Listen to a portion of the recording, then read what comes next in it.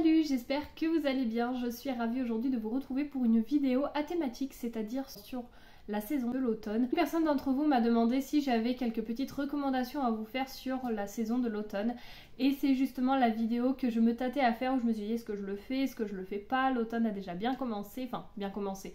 Pas trop au niveau du temps, mais plutôt au niveau des dates. Mais après je me suis dit, bon bah en plus quelqu'un me le demande, moi j'ai vraiment envie de la faire, donc eh ben, je vais filmer cette vidéo et puis voilà, elle plaira à ceux qui seront intéressés par cette thématique. Il faut savoir avant de démarrer la vidéo que j'ai vraiment essayé de balayer un petit peu tous les genres, d'en mettre un petit peu pour tout le monde, que ce soit au niveau des genres, des thématiques ou du format. Le nombre de titres, parce que là je n'ai pas osé compter, mais je pense qu'il y en a bien entre 10 et 15 minimum. Je ne vous ferai pas forcément tous les résumés, je vous ferai sûrement des mots-clés par rapport à chaque roman, par rapport à chaque histoire. Je vous dirai rapidement de quoi il en retourne, pourquoi je le mets dans cette vidéo, mais je ne m'étalerai pas plus que ça parce que sinon on y passerait des heures. J'ai essayé de régler un petit peu mieux la luminosité, j'espère qu'elle sera pas trop saturée, mais là en fait on a le soleil qui est en train de se lever pile en face de moi, donc je vais faire au mieux. Et pour entamer cette vidéo recommandation, on va tout de suite commencer avec un énorme coup de cœur que vous avez sûrement déjà dû voir passer absolument sur, je dirais pas toutes les plateformes, mais que vous avez dû voir passer. Il s'agit de Sous la porte qui chuchote de TJ Klune, publié aux éditions de Saxus. Ne vous moquez pas de moi, j'ai que la jaquette à vous présenter. Puisque le roman je l'ai prêté, je ne l'ai pas encore, j'ai juste gardé la jaquette. Mais en tout cas, qu'est-ce que je peux vous dire par rapport à ce roman? On est dans une histoire où on y suit Wallace, un homme un petit peu détesté de tous et également par nous, hein, c'est vraiment un homme assez hostile. Et en fait il se retrouve à mourir dès le début du roman et donc on va suivre un petit peu son histoire après. Sur son chemin de, une fois qu'il est mort, qu'est-ce qui se passe? Et en fait on est vraiment sur un univers qui nous fait reprendre foi en tout, qui nous fait croire en la beauté, en la gentillesse, au bonheur. Enfin, c'est vraiment quelque chose, un roman très doux, un roman plein d'humour, mais en même temps, enfin, franchement, si vous en avez pas entendu parler, je sais pas pourquoi, parce que franchement, on l'a entendu de partout. Pour rapidement un petit résumé, c'est Bienvenue dans notre salon de thé, la traversée de Charonne, le thé y est chaud, les scones bien frais et les morts juste de passage. Et il faut savoir que moi, ça a été un des plus grands coups de cœur de l'année et de tous les livres que j'ai pu lire, de toute ma carrière de lectrice si je peux dire ça comme ça, mais en tout cas ça fait partie de mes plus gros coups de cœur, donc je vous en reparlerai forcément d'ici la fin de l'année, mais en tout cas celui-ci se place entièrement dans cette catégorie parce qu'on y parle de mort, automne, Halloween, vous voyez un petit peu. On va continuer avec un roman un petit peu plus gothique et là il s'agit de La triste fin du petit enfant huître. C'est écrit par Tim Burton et c'est publié aux éditions 10-18. Je peux pas vous en dire plus à part c'est écrit par Tim Burton, je pense que là tout est dit. Et en fait on a souvent, on a le texte en anglais à gauche, du moins pour cette édition, je sais pas si les autres c'est pareil. Pourquoi la luminosité est comme ça? Je ne comprends pas. On a le texte en anglais, le texte en français, on a souvent des petites illustrations et ce sont tout simplement des nouvelles qui font parfois une page, parfois quelques pages. Et voilà, c'est du Tim Burton, j'ai pas grand chose à vous en dire de plus de pourquoi je le classe ici. Pour les recommandations d'automne. Dans la même veine que Tim Burton, j'ai décidé d'y placer The Fall of the House of Usher and the Other Tale, désolée pour l'accent minable. C'est écrit par Edgar Allan Poe et donc là en fait c'est tout simplement des nouvelles. Donc moi j'ai la version anglaise puisque c'est celle que j'avais lue pour les cours. Edgar Allan Poe, je pense que là si vous voulez du gothique, un peu c'est pas comme du Tim Burton mais ça fait vraiment gothique, un peu une atmosphère très sombre, très pesante, très lourde. Et en même temps pleine de sens, pleine de signification, enfin en même temps il fait partie des classiques. Edgar Allan Poe, si vous avez envie de découvrir cet auteur, c'est vraiment la période idéale. Et en plus il faut savoir qu'il y a vraiment plein de petites nouvelles qui existent de cet auteur. Et moi je trouve qu'elles sont très bien écrites, c'est-à-dire que c'est pas une écriture trop lourde, elles se laissent lire, elles sont vraiment très intéressantes et comme je vous dis pleines de signification quand on y réfléchit. On enchaîne avec un livre que vous devez sûrement connaître, au moins je pense par rapport au film. Il s'agit de Psychose, c'est écrit par Robert Bloch et c'est publié ici aux éditions Presse Pocket, c'est une ancienne édition. Et tout ce que je peux vous dire c'est que si vous avez vu le film, ne vous arrêtez sûrement pas au film parce qu'il y a énormément de différences par rapport au livre. Et il faut savoir que le livre est d'une très très grande richesse. Moi quand je l'ai lu je l'avais adoré, je l'avais trouvé hyper intéressant et franchement ouais on s'attend pas à certaines choses qui nous sont révélées et donc c'est super intéressant. Encore une fois je pense que Psychose, on arrive dans un motel assez sombre, une nuit où il pleut je crois, où il y a même de l'orage peut-être, où enfin vraiment c'est l'ambiance d'un thriller, l'ambiance où on se dit ouais il va se passer des trucs cool là, oui on le sent. Donc en tout cas je peux que vous le recommander encore une fois pour cette saison. On continue avec un roman traduit du japonais, il s'agit de Last Memory de Yukito Ayatsushi, publié aux éditions Pika, dans leur catégorie des romans. Tout ce que je peux vous dire pour le résumer, c'est que c'est écrit nos pires peurs sont parfois tapis dans nos souvenirs. Et il me semble qu'on y suit un jeune homme qui s'occupe de sa mère amnésique, je crois. C'est un étudiant en doctorat qui voit sa vie basculer lorsqu'il apprend que sa mère est atteinte d'une maladie neurologique à la progression fulgurante qui altère sa mémoire. Et en fait, tout ce qu'elle se souvient, c'est le bruit des cigales et un cri. Je peux pas trop vous en dire, et puis dans tous les cas, je ne veux pas trop vous en dire. On est vraiment sur un roman avec une atmosphère très floue, sombre, pesante, où on se demande où est la limite entre le rêve et la réalité. J'avais vraiment adoré celui-ci parce qu'on se situe vraiment dans un flou, comme je vous dis, dans une atmosphère très étrange. J'avais vraiment aimé le lire. Il me semble que je l'ai lu en plus en période octobre-novembre de l'année dernière, donc pareil, à la bonne saison. En tout cas voilà, je ne peux que vous le recommander celui-ci parce que c'est une très très bonne lecture. Cette fois-ci on enchaîne avec une réécriture de conte en auto-édition. Et oui, c'est l'autrice qui me l'a très gentiment envoyé. En plus j'ai eu le livre dédicacé, donc envoyé par l'autrice avec un superbe marque-page qui va avec. Il s'agit du roman De l'étincelle jaillit la flamme de Héloïse Michael, je sais pas comment est-ce qu'on prononce, il y a différentes prononciations donc je ne peux pas deviner laquelle est la bonne. Donc comme je vous ai dit, c'est publié en auto-édition et ici on est sur une réécriture de Maléfique. Je peux pas vous en dire trop, c'est tout simplement une réécriture de conte, voilà. Et pourquoi cette saison-là? Maléfique, la sorcière un petit peu, puis même, j'ai pas trop besoin de vous en dire plus, l'automne, la saison d'Halloween, je pense que ça rentre parfaitement dans cette catégorie. Et de toute façon, moi, les réécritures de contes, je peux les caser pour toutes les saisons, mais surtout pour Noël, je trouve. Après, il y en a certaines qui vont plus en été. Enfin bon, bref, c'est pas le sujet. On enchaîne avec une romance assez thriller, celle dont je vous ai parlé la semaine dernière. Donc si jamais la vidéo, vous voulez en savoir un petit peu plus, n'hésitez pas à aller voir. C'est sur celle où ces livres où le temps est différent, je vais y arriver. Je vais tout simplement vous présenter Les âmes liées de Caroline Mertz, encore une fois écrit en auto-édition, enfin publié, pardon, en auto-édition.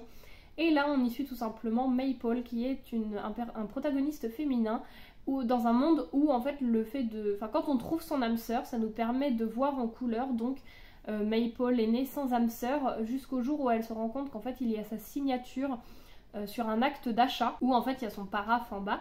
Et elle ne se souvient de rien, bien sûr. Elle se retrouve propriétaire d'un manoir hanté, un manoir réputé pour être très glauque. Vous vous doutez bien que... Évidemment, ça c'est logique. Donc voilà, il faut savoir aussi que dans ce livre, on a un énorme cliffhanger. On est sur de la romance avec un ange déchu, mais en même temps, la romance ne prend pas trop le pas. Il faut savoir que moi, avec la romance, je peine énormément. On est vraiment sur un univers très sombre. Il y a un labyrinthe à un moment, je me souviens. On est sur des nuits assez lugubre encore une fois, dans un grand manoir avec, vous savez, les grands escaliers, les grandes rampes, etc.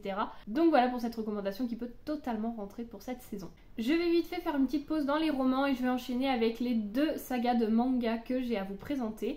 La première, c'est Sleeping Sharon, donc c'est écrit par Mogi Sayaka et c'est publié aux éditions Komiku. Dans cette trilogie, on y suit tout simplement un petit garçon qui est amnésique, en fait il ne se souvient plus de rien. C'est un château, je crois, ou un manoir, une immense porte, de toute façon c'est ce qui est écrit dans le résumé, une immense porte vers laquelle tout le monde marche sans savoir pourquoi. On y est accueilli par une gentille petite fille qui se nomme Sharon, où tout y est rêve finalement, c'est-à-dire qu'ils vont jouer à des jeux extraordinaires, ils peuvent se gaver de sucreries, mais forcément vous vous doutez bien que la question se pose que pourquoi est-ce que personne ne se souvient de rien avant cette entrée dans ce lieu, dans ce fameux lieu mystérieux, et qui est la maîtresse de ces lieux avec qui ils se promènent toute la journée. Et donc là, en fait, tout simplement, je peux conclure ce résumé en vous disant que le rêve va devenir un pur cauchemar pour le protagoniste que l'on suit. C'est une trilogie en 3 tomes que j'avais bien aimé découvrir. Je sais plus si... Enfin, moi, je ne l'ai plus. Mais si ça peut vous intéresser, sachez que moi, c'est une saga que j'avais bien aimée quand même. Je me souviens plus trop de l'histoire en elle-même, mais je sais qu'au moment où je l'ai lu, j'avais quand même passé un très bon moment. La deuxième saga de manga que je veux vous parler, il s'agit de Mes voisins les esprits. C'est écrit par Shirotori Ushio et c'est publié aux éditions Doki Doki. On est tout simplement sur une jeune femme qui déménage avec son père et elle emménage avec son chat dans une maison très étrange où il se passe des choses assez étranges. Ses recherches se concentrent sur la mort de sa mère un petit peu. Elle veut savoir pourquoi est-ce qu'elle a disparu, quelles sont les causes. Elle veut prendre des notes un petit peu sur le royaume des morts pour voilà, en connaître un petit peu plus. Sauf que dans la maison abandonnée qu'elle emménage, elle se retrouve tout simplement avec des esprits et donc un mystérieux esprit qui va lui demander de l'aide dans son travail. Donc je ne vous dis pas en quoi consiste son travail, mais on y suit tout simplement voilà, cette petite histoire sur 3 tomes avec des esprits. C'est vraiment quelque chose d'assez cosy, même si on a des petites choses qui s'y passent qui sont un petit peu moins lumineuses. Dans l'ensemble, c'est quand même une petite saga en 3 tomes qui est assez douce à lire, je trouve. Donc voilà pour ce qui est des 2 mangas que j'avais à vous présenter. On va maintenant repartir sur les romans parce qu'il y en a encore quelques-uns. Il y a tout simplement Que la mort soit douce de Laetitia Danae. Je viens de conclure cette duologie, donc évidemment que j'étais obligée de vous la présenter ici. C'est publié aux éditions Plume Blanche et alors là on est tout simplement avec un protagoniste, donc Catel, qui est un protagoniste féminin. On la suit un petit peu dans sa vie de vivante rapidement et au moment où elle meurt, on la suit en tant que Santa Muerte. Donc elle a le rôle d'accompagner les gens dans leur dernier soupir pour récupérer leurs âmes. Donc tout ça régi par un code, donc le Memento Mori. Et vous vous doutez bien que s'il y a le côté des morts, il y a également le côté des anges. On va suivre un petit peu ça au début et après on a toute l'organisation qui vole un petit peu en éclats parce qu'il y a un pirate dans tout ça. Ils se font un petit peu pirater leur système, donc c'est un petit peu la galère. Quand le royaume des morts ne veut plus tuer personne et quand les vivants ne peuvent plus donner vie à personne. On se retrouve avec des femmes enceintes de plus de 13 mois, ça craint, et des gens qui ont des hémorragies, qui ont des bras arrachés, qui ne meurent pas et survivent miraculeusement. Enfin voilà, en tout cas pour ce résumé, on y suit tout simplement Catel dans sa vie de Santa Muerte. Ensuite je vous en ai pris qu'un de cet auteur, mais il y a tout simplement Stephen King, donc ici avec Les Yeux du Dragon, qui est tout simplement ici un roman assez jeunesse fantastique. Moi c'est avec celui-ci que j'ai découvert cet auteur. Et sinon dans la même veine, pour la saison automne-Halloween, il y a l'Institut, il y a également Rage, mais Rage on le trouve plus en vente et pour le trouver d'occasion il est extrêmement difficile à trouver, mais si jamais vous l'avez ou vous le trouvez, il est parfait pour la saison. J'ai envie de vous dire à peu près tous les Stephen King. Moi j'ai Cimetière dans ma pile à lire, je pense que si je le lisais à la période d'Halloween, fin octobre, novembre, je pense que ce serait parfait également. On continue avec Lune Rousse de Paul Béorn et Céline Edgar, publié aux éditions Castelmore. Là on est tout simplement sur une histoire qui reprend le jeu des loups-garous de tierce lieu, où on y suit Lune et Lapsa, 2 sœurs, 2 cousines, 2 amies, où c'est écrit l'une vit le jour et l'autre vit la nuit, donc j'ai pas trop envie de vous en dire plus, mais voilà, c'est basé sur l'histoire des loups-garous de tierce lieu, donc le jeu, tout ça adapté dans un roman. Pour moi c'était une histoire coup de cœur au moment où je l'ai lu, donc je peux que vous la recommander encore plus. J'avais envie de placer celui-ci, me demandez pas pourquoi, il s'agit de Créatures d'Apocalypse de R. Onsedor, et c'est écrit, enfin pour le résumer, c'est écrit Les monstres ne s'enfuient pas jamais. C'est un roman en auto-édition. Et alors là on y suit tout simplement un monde où les animaux ne sont plus faits que de métal, d'engrenage finalement. Et on y suit je crois 16 ou 17 ou je sais plus, 16 histoires de fantasy, science-fiction, dystopie. 16 futurs sinistres ou poétiques qui comptent leur avenir et le nôtre. Et moi j'ai été énormément touchée par toutes ces histoires. Si ça peut vous intéresser, de la dystopie, des animaux, on aborde aussi forcément l'écologie, notre futur, la responsabilité. Je pense qu'on peut le classer aussi ici, dans le sens où c'est un petit peu sombre quand même pour certaines nouvelles. Mais en tout cas voilà, je peux que vous le recommander, et aussi pour cette saison. On continue avec un roman de fantasy qui date un petit peu, il s'agit de Dark Crystal. C'est écrit par Jim Henson et publié ici aux éditions... mince, j'ai oublié la maison d'édition... Inis, c'est la maison d'édition Inis. Et alors là, Dark Crystal, il faut savoir que c'est un film des années 80 où on a tout simplement d'un côté les Gelflings. Donc les Gelflings, ce sont ces petits personnages-là qui protègent le cristal de vérité qui représente un petit peu le cœur de Sra. Sra, c'est la terre, donc le cœur de tout. Et on a ici les Skeksis, qui sont un petit peu des êtres qui corrompent ce cristal. Ils sont censés être les gardiens du cristal, mais vous vous doutez bien qu'ils s'en servent à des fins personnelles pour tout simplement prolonger leur vie. Donc ils sont en train de l'abîmer, de l'exploiter. Il faut savoir que ce personnage-là et ce personnage-là ont quand même des choses... On va dire qu'il y en a un représente le bien, l'autre le mal, et c'est un petit peu toute cette histoire qui est vraiment très intéressante. Il y a eu une série Netflix avec une saison 1, que je peux que vous la recommander parce que moi j'ai adoré. Et on a le chien qui est en train de pousser la pile de livres parce que, bah non, c'est sa place, il veut être ici. Un livre dont je vous ai rabattu les oreilles maintes et maintes fois, il s'agit de Amazonia de James Rollins, publié aux éditions Pocket. Pour tout résumer, je peux vous dire que C'est écrit à force de corrompre la nature, l'homme en devient la proie. Un thriller parfait pour cette saison puisqu'on y découvre des créatures que, en fait, on se dit bah la nature devrait rester avec des parts de mystère parce que franchement moi j'ai pas envie de me retrouver avec ces créatures là. En fait c'est vraiment un message sur laisse la nature comme elle est, arrête de vouloir mettre tes pattes partout, là l'humain, arrête de vouloir tout exploiter, tout explorer parce qu'en fait on va juste te bouffer. La nature est beaucoup plus forte et tu n'y peux rien. Et c'est vraiment un roman que j'avais adoré, je crois que c'était un de mes plus gros coups de cœur, pareil. C'est un de mes plus gros coups de cœur littéraires que j'ai pu avoir. On a fini avec tous les romans que j'avais à vous présenter, il y en avait un paquet. Et maintenant on passe aux 3 BD. Il y en a 2 de la même collection, celle-ci. Donc il y a tout d'abord Horrific Land, donc c'est les BD de la collection Glénat, et celle-ci, donc Terror Island. Ici on est sur un parc d'attractions, une attraction fantôme, là, un petit train fantôme ou un... Enfin, une attraction, une attraction un peu halloweenesque si je peux dire, abandonnée. Ici, Terror Island sur une île où il s'y passe quelque chose. Enfin voilà, Terror Island, j'ai pas trop envie de vous en dire. Mais en tout cas, c'est des BD qui sont absolument magnifiques à regarder, magnifiques à lire. Je pense que c'est parfaitement la saison. De toute façon, c'est absolument tout le temps la saison pour les découvrir.